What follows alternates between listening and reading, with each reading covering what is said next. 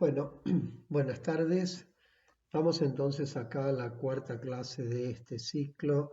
Ya estuvimos viendo George Mead, estuvimos viendo Kurt Lewin, vimos el otro día a Bion y ahora vamos con el autor que nos faltaba, que fue Didier Ancier, autor francés nacido en 1923, que falleció en 1999, o sea, el menor de todos los que estamos viendo. Recuerden que George Mead, por ejemplo, falleció en 1931, o sea que Ancier tenía 8 años.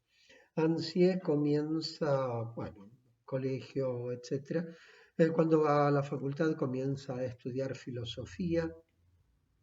Está un tiempo más o menos interesado por las cuestiones de la filosofía, de ahí se pasa a la psicología y de ahí después sigue su camino rumbo al psicoanálisis.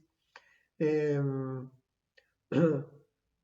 Él ya en los años 50, o sea, cuando él andaba cerca de los 30 años, ya estaba haciendo este pasaje de la psicología al psicoanálisis y de todos modos, de muy joven nomás, él se interesa por el tema de los grupos, un tema que ya se venía tratando particularmente en Inglaterra con los trabajos de Bion, con el libro de Bion de 1952, Experiencias en Grupo, y también con otros autores ingleses que ya habían trabajado este tema, como Fulks, Anthony y un par más. O sea que la corriente grupalista ya estaba en movimiento, digamos. Él publica a finales de los 50 un libro que es un clásico, se llama La dinámica de los grupos pequeños, en donde se lo usa mucho en educación. Hay un par de capítulos muy conocidos que circulan mucho. Uno habla de la historia del concepto de grupo, que es un concepto bastante moderno. El concepto, no el grupo es viejo como el mundo, pero el concepto de grupo aparece allá por el 1700, por ahí. Y, y otro capítulo donde habla de los distintos tipos de grupo y conceptualiza varios. Pero La dinámica del grupo pequeño no es un libro escrito desde la óptica del psicoanálisis, donde él entra ya así con todo definitivamente en los años 60.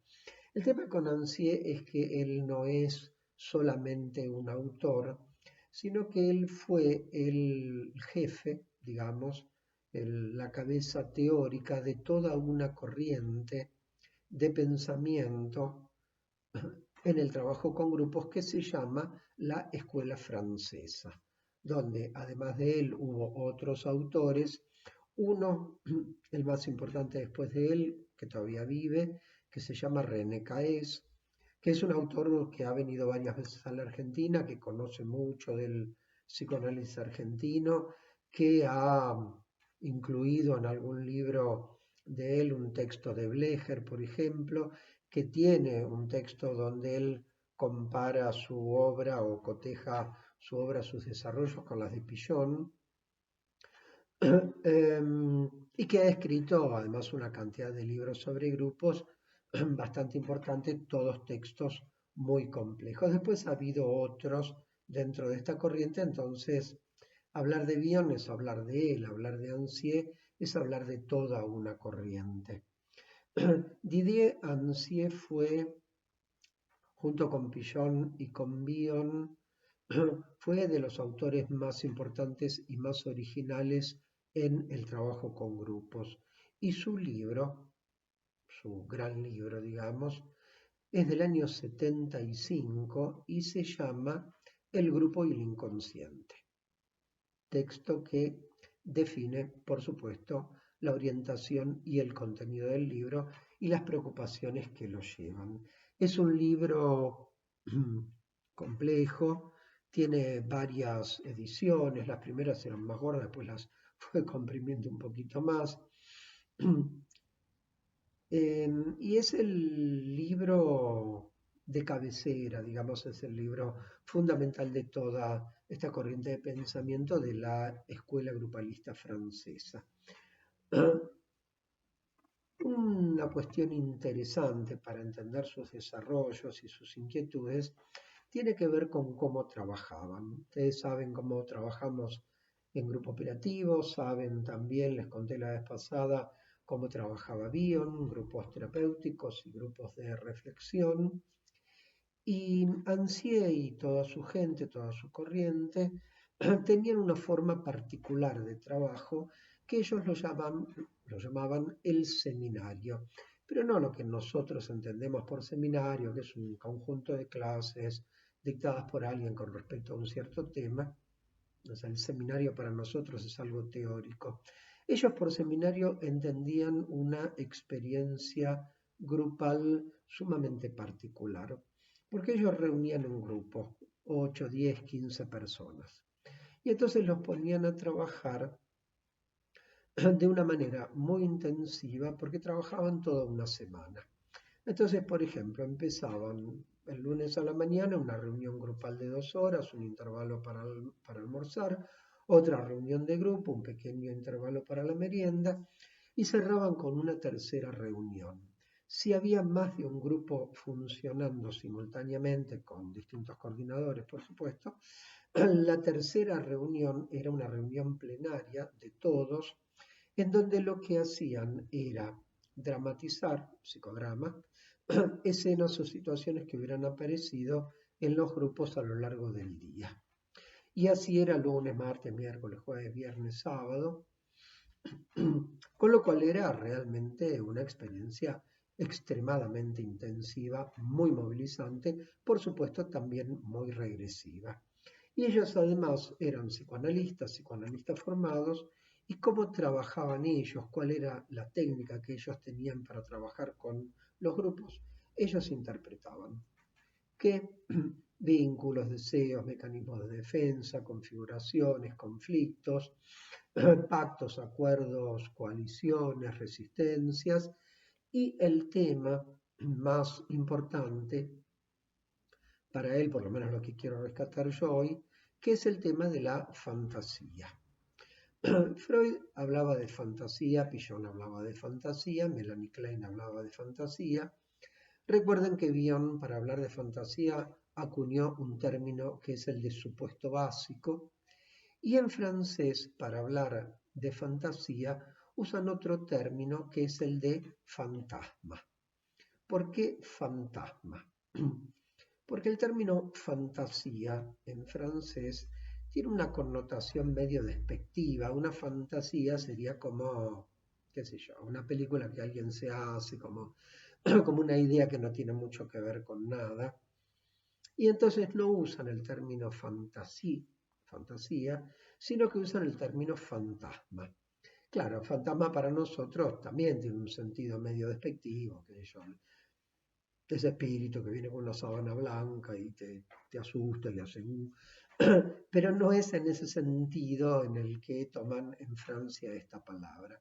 De todos modos, cuando yo diga fantasma, entiendan ustedes fantasía, y en particular fantasía inconsciente. O sea, lo que se propone Ansié en este libro como cuestión central es el análisis de la vida de fantasía de los grupos. Conocía, por supuesto, la obra de Freud, conocía la obra de Bion desde ya, y conocía a los otros autores, y se arrimaba a los grupos como un psicoanalista. Por eso el libro se llama El grupo y el inconsciente, o sea, él quería ver, analizar, estudiar los procesos inconscientes que se dan en los grupos. No ya aquello que tenga que ver con la tarea grupal, porque ahí hay que funcionar en un nivel más o menos racional, sino todo aquello que tuviera que ver con aquello que nosotros llamamos la tarea implícita, o sea, la dinámica, los vínculos, los roles, la interacción, etc. Y para hablar de las fantasías grupales, ya les dije, él habla de fantasma, acuña un término que también tiene hoy carta de ciudadanía, que se usa mucho, que es el término fantasmática.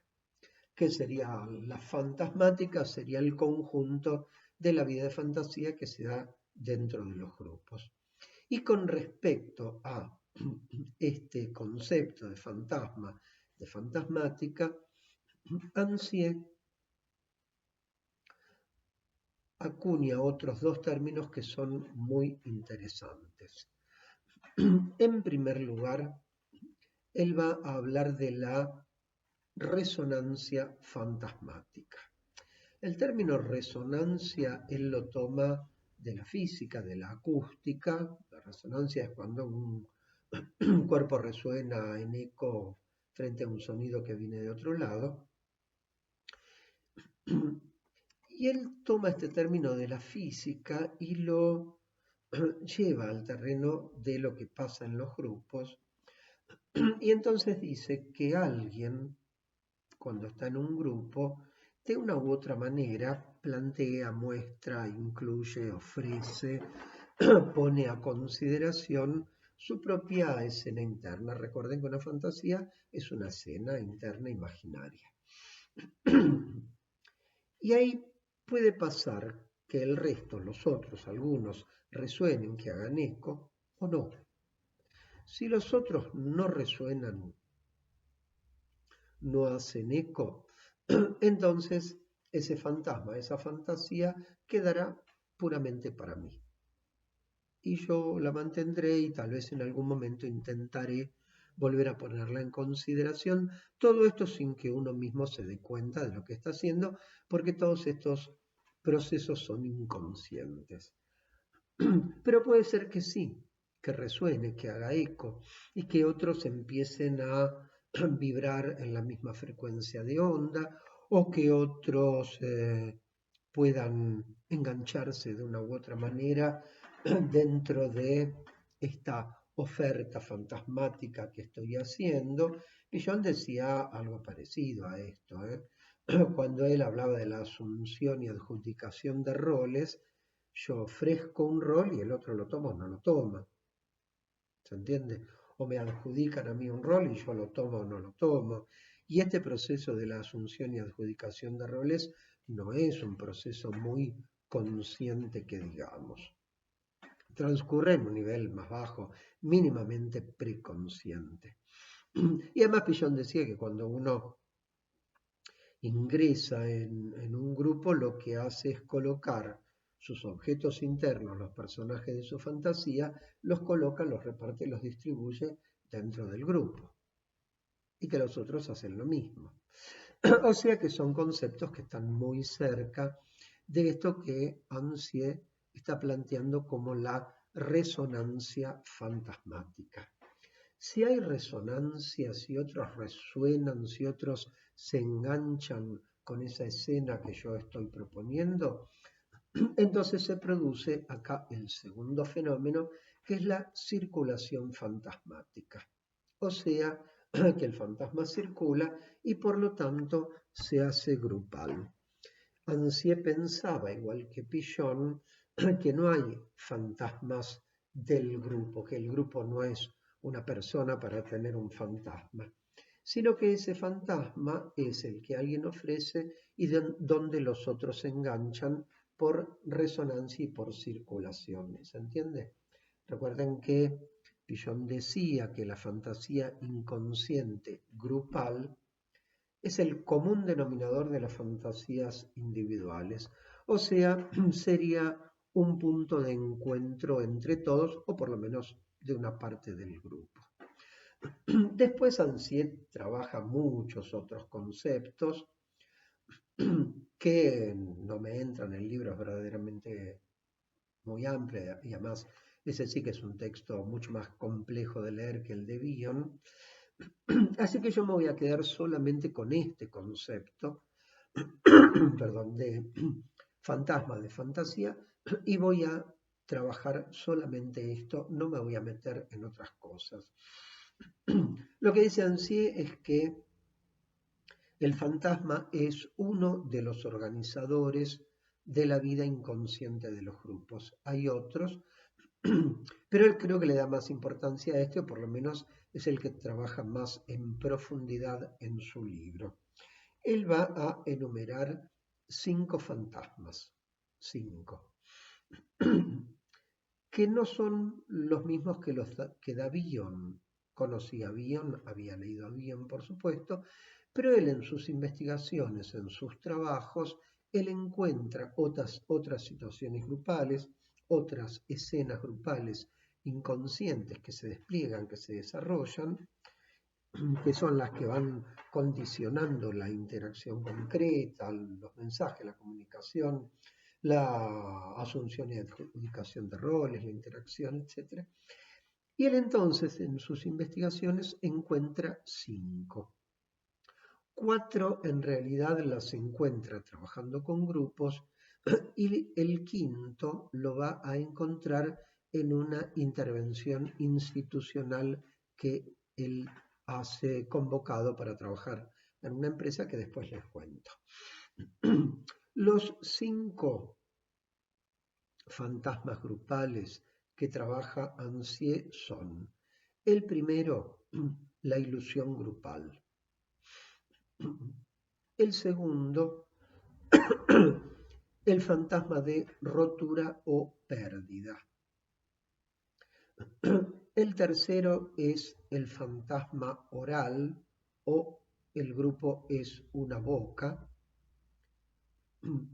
el cuarto es el fantasma del grupo máquina; y el quinto es el fantasma de la muerte del padre o de la caída del ideal, que es el que encuentra, como les dije, en una institución. Repito entonces: la ilusión grupal, fantasma de rotura, el fantasma oral, el fantasma del grupo máquina, la caída del ideal o la muerte del padre. Esos son los 5.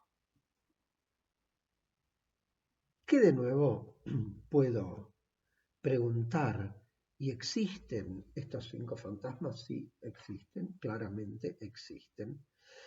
¿Y un grupo tiene que pasar por los 5? No, no necesariamente. Y puede estar en uno y pasar a otro, o puede quedarse en uno de manera crónica y establecerse rígidamente sobre la base de ese fantasma, de esa fantasía inconsciente. Empecemos por el primero, la ilusión grupal, que es el más conocido porque este término lo van a encontrar mucho en distintos autores, en textos y demás. La ilusión grupal es un estado de autoidealización en el grupo. Los integrantes del grupo idealizan notablemente, fuertemente a su propio grupo. Es una situación grupal muy placentera porque ellos sienten, piensan, creen que están en un grupo que es el mejor de todos. Hay metáforas que expresan esta creencia, esta ilusión. Metáforas como: este grupo es un caño, es una máquina, es un tractor, es un avión, este grupo es genial, este grupo es una masa. Si ellos tienen un líder, porque por ahí lo tienen, ese líder no va a estar idealizado particularmente en sí mismo, sino que va a tener la misma idealización que cae sobre el grupo como tal. Marco esto y diferencio con lo que decía Bion en el grupo dependiente, donde el que estaba completamente idealizado, puesto allá arriba de todo, era el líder. Y el resto de los integrantes estaban muy por debajo, y lo único que valía ahí adentro era la palabra iluminada de ese líder. Acá la situación es distinta. Acá el grupo es perfecto, el grupo es genial, el grupo es maravilloso, por lo tanto nosotros también, por lo tanto quien sea el líder también. ¿Se entiende? Lo idealizado es el grupo, ya no alguien. ¿Y dónde cae lo desvalorizado? Y en estos grupos lo desvalorizado va a caer afuera, porque si nosotros somos perfectos, de alguna manera tenemos que ser únicos, porque si todos somos perfectos, la perfección no sirve de nada. Por lo tanto, ahí afuera tiene que haber algún otro grupo que va a estar desvalorizado.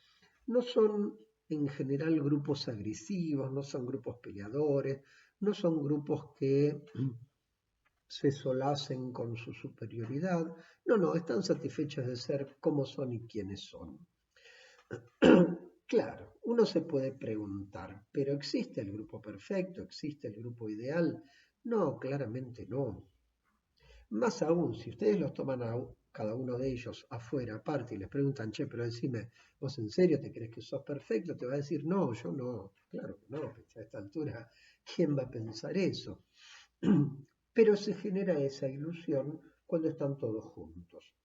O sea, es un estado de autoidealización del grupo.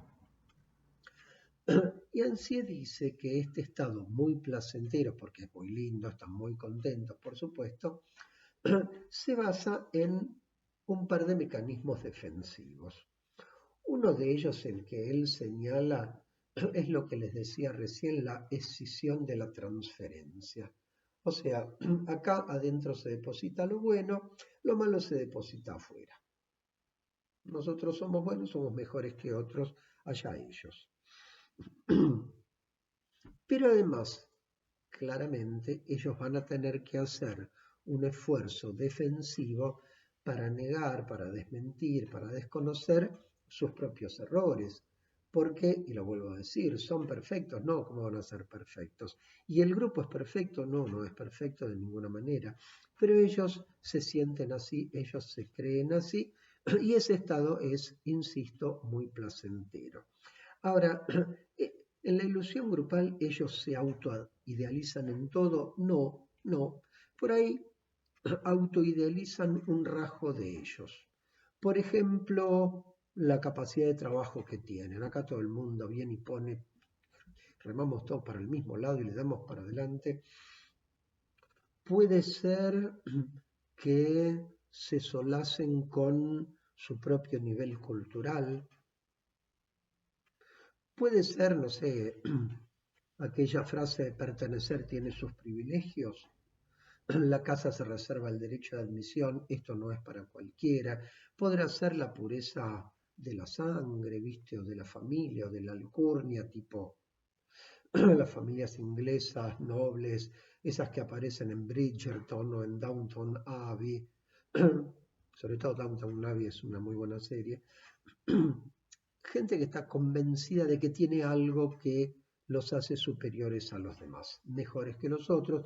Puede ser la empatía, puede ser la bondad, puede ser la solidaridad entre ellos frente a otra cosa que ven como egoísmo. Nada, cada grupo toma algo que autoidealiza. Este entonces es el primer fantasma, la primera fantasía, cuando se autoidealizan, cuando se ven como magníficos, bárbaros, extraordinarios, espectaculares, los mejores, etc.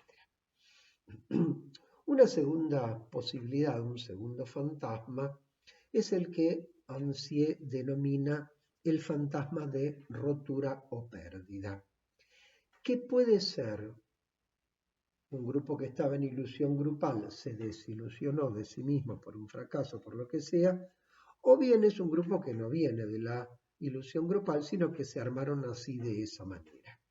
Acá la situación es la contraria.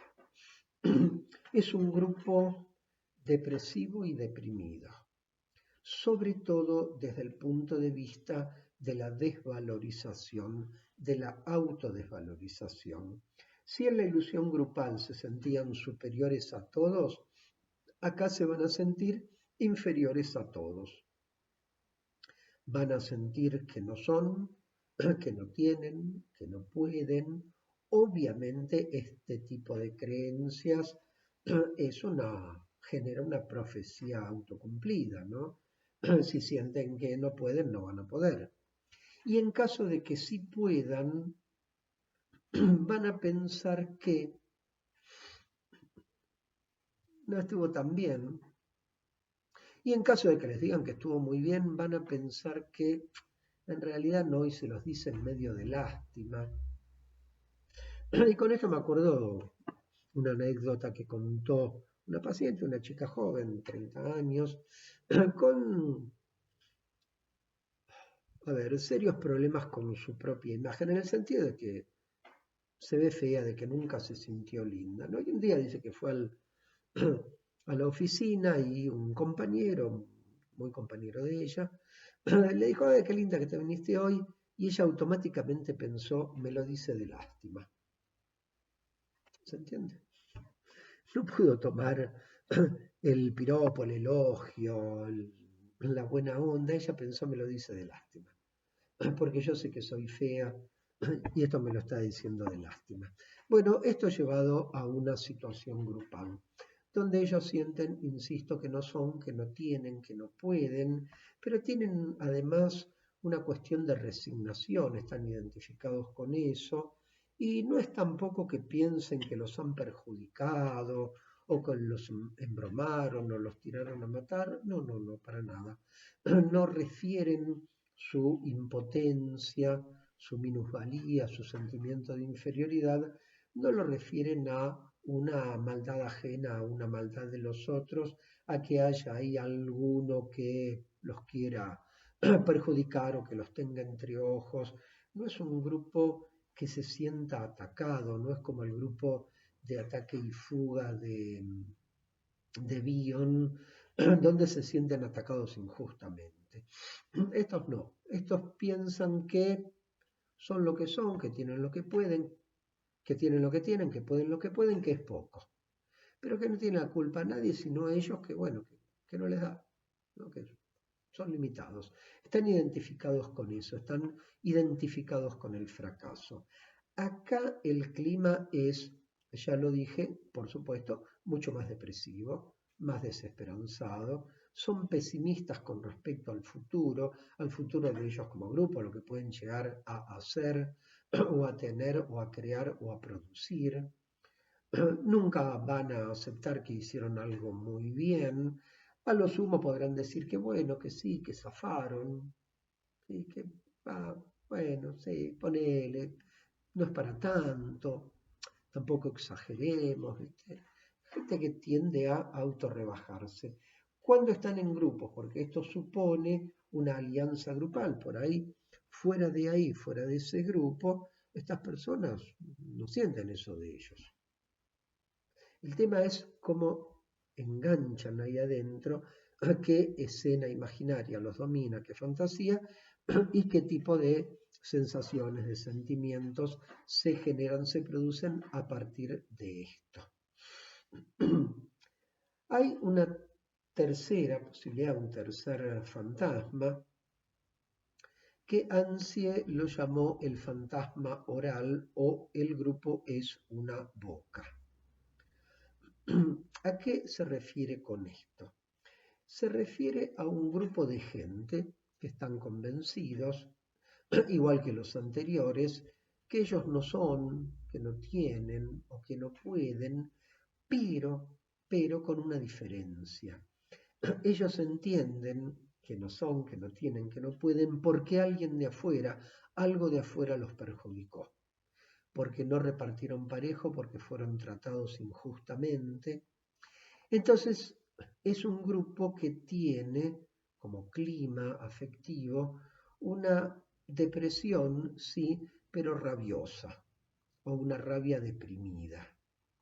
¿Por qué? Por esto de sentirse tratados injustamente, de que no les dieron lo que les tendrían que haber dado, de que no fueron provistos de aquello que les tendrían que haber proveído quienes otros, los otros, qué sé yo, los jefes, los gerentes, no sé, la municipalidad, lo que venga, ¿se entiende? Entonces es gente que está mucho más enojada, que está mucho más resentida, porque hay depresiones mansas y hay depresiones rabiosas. Y estos están dentro de las depresiones enojadas, enojosas. Entonces, acá aparece otra cosa que es la siguiente. Cuando uno intenta darle algo a un grupo, algo bueno, a un grupo que está dominado por el fantasma de rotura o de pérdida, te lo agradecen, pero piensan, bueno, pero no te gastes con nosotros porque total no. Por más que vos hagas esfuerzos, de acá no vamos a salir. ¿Se entiende? Es ese pesimismo. En cambio, cuando uno intenta darles algo a un grupo que está dominado por el fantasma de rotura, todo eso que uno les da, ellos lo reciben con mucha avidez, pero automáticamente no les sirve.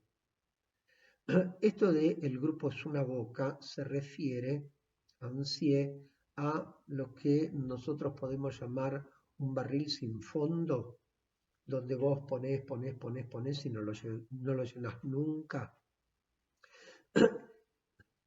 Acá se refiere a la voracidad oral, y la voracidad oral no tiene que ver con el hambre. Porque el hambre física, llenaste el estómago y se te fue el hambre.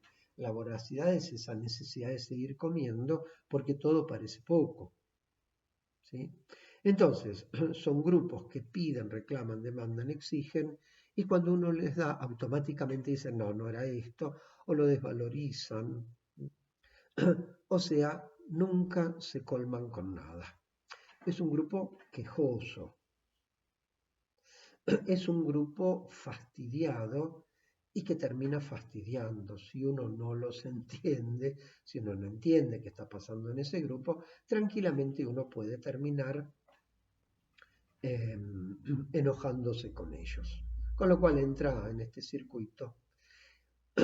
Tiene este grupo algún parecido con el grupo de ataque y fuga de Bion. Lo que pasa es que el grupo de Bion, de ataque y fuga, es un grupo guerrero, peleador, camorrero, que va a salir a romper todo, y estos se van a quedar más en una queja resentida, pero de alguna manera impotente. ¿Puede pasar un grupo que está en este estado del fantasma oral a convertirse en un grupo de ataque y fuga? Sí, podría. Podría, sí, tranquilamente, ¿por qué no? Podría. O no, y se queda ahí donde está, o pasa a otra cosa. El, el cuarto fantasma es el del grupo máquina. Pero no grupo máquina, como decía antes, este grupo es una máquina, un tractor, un avión, no. Esa es la ilusión grupal. Grupo máquina en el sentido de que ellos están dominados por la idea, por el fantasma, de que el propio grupo se ha convertido en una maquinaria enloquecida, sin alma, sin corazón, las máquinas no tienen alma, y que es un grupo que se los va a comer y los va a despedazar a ellos mismos. O sea, es un grupo que los va a triturar. Es un grupo de donde nadie va a salir vivo o por lo menos indemne. ¿Se entiende? O sea, es la idea de un grupo completamente autodestructivo.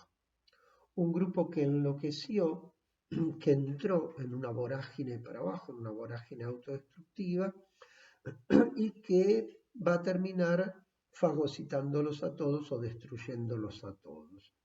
Un ejemplo de esto es una pareja, no es un grupo, pero la lógica es similar, es el de aquella vieja película con Michael Douglas, La Guerra de los Roses, ¿se acuerdan?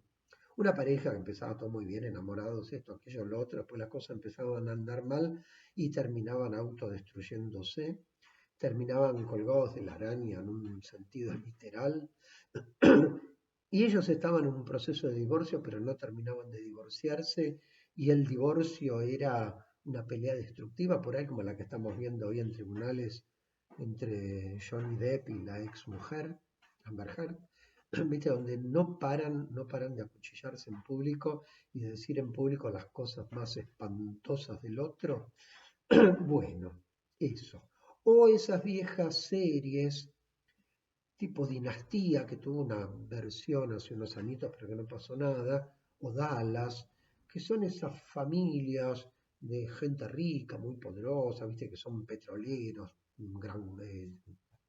granjeros, viste, tienen campos, estancias, lo que sea, y se pasan toda la historia peleándose entre ellos, se detestan, se hacen zancadillas, se empujan por la escalera, se traicionan, complotan con unos contra otros, después cambian de aliados y de enemigos.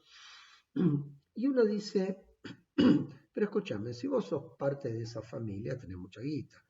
Así que, ¿no te parece más razonable dar un paso al costado, decir, hola, liquídenme mis acciones, la parte que a mí me corresponde, mátense entre ustedes y yo me voy a vivir tranquilo a París, a Roma o a Tahití? Claro que sería mucho más razonable, pero ellos no son razonables. Y nadie se va porque están todos enganchados en la misma y todos participan de este pacto, de esta coalición autodestructiva. ¿Se entiende? El fantasma del grupo máquina es un grupo que ha enloquecido. Y ya no tienen el enemigo afuera como en el grupo de ataque y fuga. El enemigo está adentro. Acá cabría aquello de este grupo es un nido de víboras.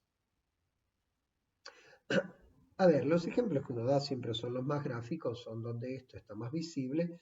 Todo esto, cualquiera de estos puede estar, por supuesto, muy escondido y entonces uno no llega fácilmente a entender qué es lo que está por debajo allá en el fondo. Recuerden el concepto de organizador.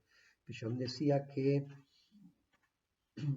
eh, un grupo tenía dos organizadores que eran la tarea y la mutua representación interna.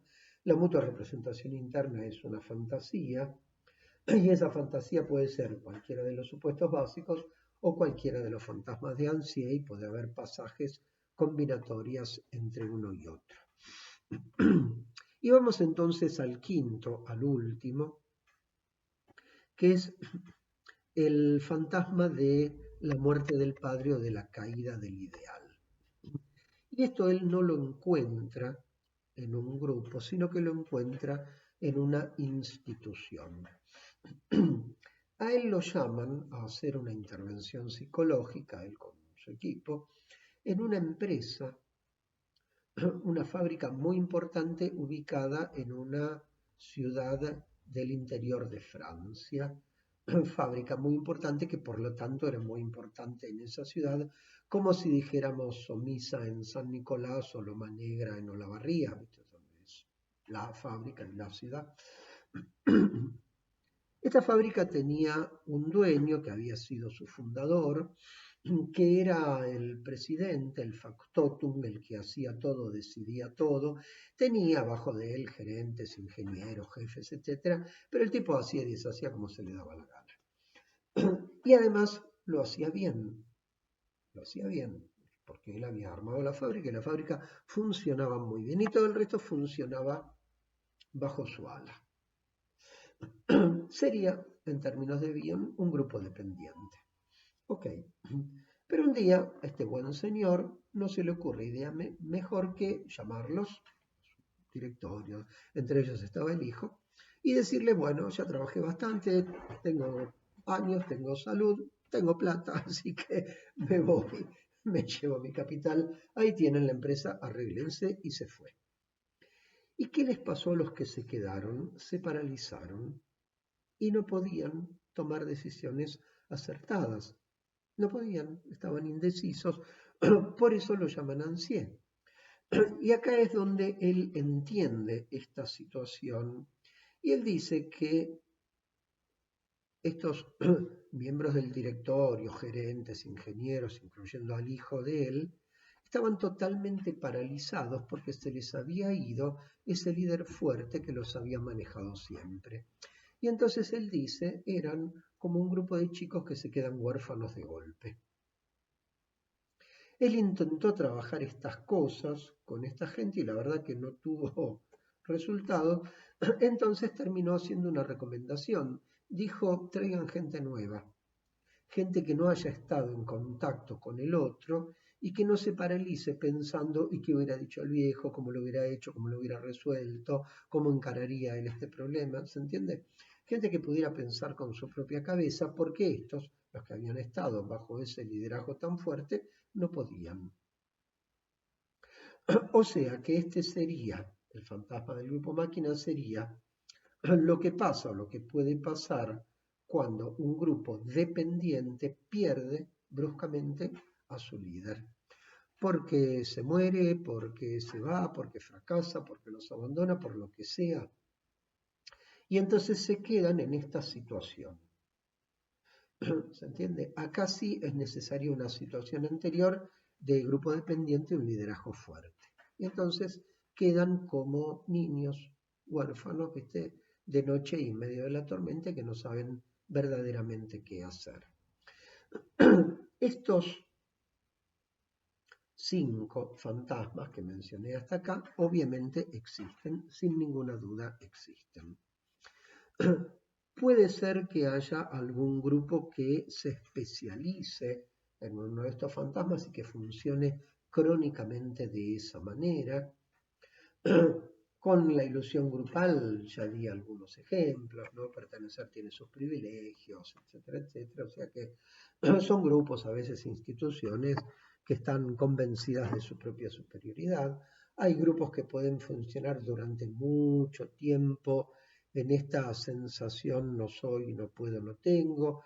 Grupos que pueden revolverse en el resentimiento durante muchísimo tiempo, familias, por ejemplo, donde se va pasando de generación en generación esta fantasía, esta creencia de que el mundo es malo y nos perjudica y no nos dieron lo que nos tenían que dar.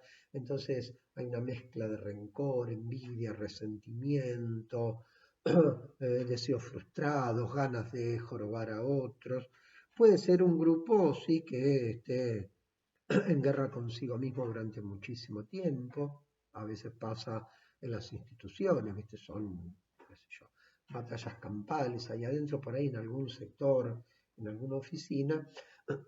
Y puede ser también algún grupo que esté en duelo permanente porque tuvo algo y lo perdió. A veces familias, no sé, que el abuelo tenía plata y la perdió y entonces los hijos se melancolizaron con esto y los nietos también, ¿viste? Y están todos ahí siempre llorando por aquello que la familia tenía y que después perdió y que no supieron conservar, pero que ellos tampoco son, por supuesto, capaces de generarlos nuevamente.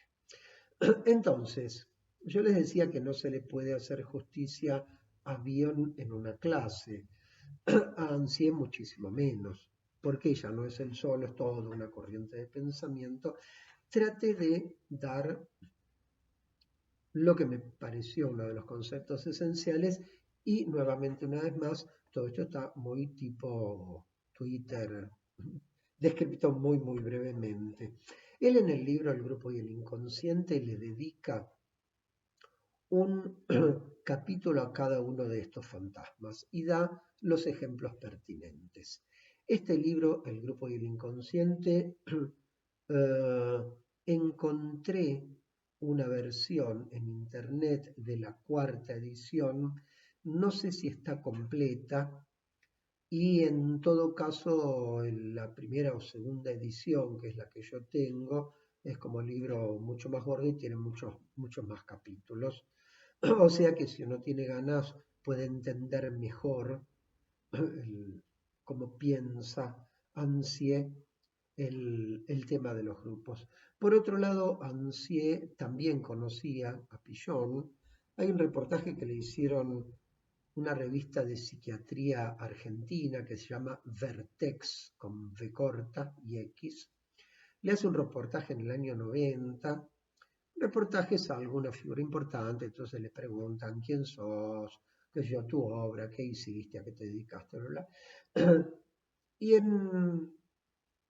y en un momento le preguntan, ¿y usted conoce la obra de Pillon Rivière? Por supuesto, le dice Ancier. Y entonces le dice, bueno, lo que pasa es que Pillon trabajaba por ahí otra cosa de los grupos, porque él trabajaba más la vinculación con la tarea y yo trabajo más otro aspecto. Pero, y no por cortesía, habló, en ese reportaje habló bien de Pillon. Fueron, no sé, un par de párrafos que le dedicó, pero dejó en claro que lo conocía, que sabía quién era, y decía que la obra de Pillon circulaba también en Francia. Por lo demás, bueno, ustedes saben que Pillon, su lengua materna era el francés. Bueno, hasta acá llegamos entonces. Eh, Tienen, además de la clase, por supuesto, la ficha, la guía temática con respecto a ANSI, donde posiblemente haya más cosas de las que yo dije, pero bueno, son medios diferentes de transmisión. Así que bueno, yo dejo acá, gracias por todo, esperemos que nos volvamos a cruzar en algún momento de este segundo año y bueno, suerte para todos y gracias por la atención. Nos volvemos a ver, chao.